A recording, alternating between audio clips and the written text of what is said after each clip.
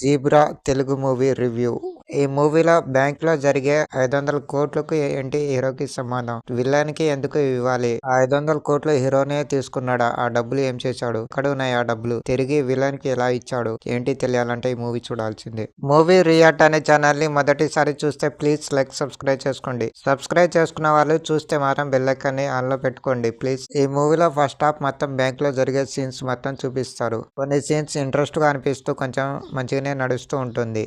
Second half వచ్చేసరికి మూవీలో ఒక డీల్ ఉంటుంది. పెద్ద ప్రాజెక్ట్ డీల్ అది. ఎంతో కోట్లతో సంబంధించిన డీల్ అయితే ఆ డీల్ నుంచి మూవీ ఇంట్రెస్ట్ గా నడిపిస్తూ ఉంటారు. మూవీ హీరోకి మధ్య విలన్ కి మధ్య జరిగే సీన్స్ మాత్రం వేరే లెవెల్లో చూపించారు. మెయిన్ క్యారెక్టర్ ఏంటంటే హీరోని కూడా బ్యాంక్ లో పనిచేస్తూ హీరో కూడా పనిచేస్తూ వీళ్ళతో పాటు వీళ్ళ ఫ్రెండ్ కూడా పనిచేస్తూ వీళ్ళ ముగ్గురు చేసే సీన్స్ అయితే టెన్షన్ పడ్డాం. ఈ మూవీ చూస్తే నాకు కొన్ని సీన్స్ అయితే లక్కీ భాస్కర్ లో ఉన్న సీన్స్ కొన్ని కనిపించాయి. నాకైతే ఆ మూవీలో కూడా మనీ లాండరింగ్ సీన్స్ కొన్ని కనిపించాయి. నాకైతే అలానే అనిపించింది సీన్స్ కొన్ని చూస్తే. మిగతా యాక్టర్స్ అయితే వాళ్ళ పద్ధతిలో వాళ్ళు బాగానే నటించారు అనిపించింది. ఈ మూవీలో సాంగ్స్ ఏమీ లేదు. బ్యాక్గ్రౌండ్ మ్యూజిక్ అయితే కొంచెం పర్వాలేదు. హీరో కొంచెం బాగానే నటించారు అనిపించింది నాకైతే. ఫ్యామిలీతో అయితే చూడొచ్చు. అడల్ట్స్ కంటెంట్స్ ఏమీ లేదు మూవీలో అయితే. ఈ మూవీ అయితే నాకేమీ బాగాలేదు, నచ్చలేదు. ఎందుకంటే మూవీ చూసినట్టే నాకు అనిపించింది. వేరే మూవీలో చూసిన సీన్సే నాకు కనిపించాయి మూవీలో అయితే. మూవీ రియాక్ట్ అనే ఛానల్ ని మొదటిసారి చూస్తే ప్లీజ్ లైక్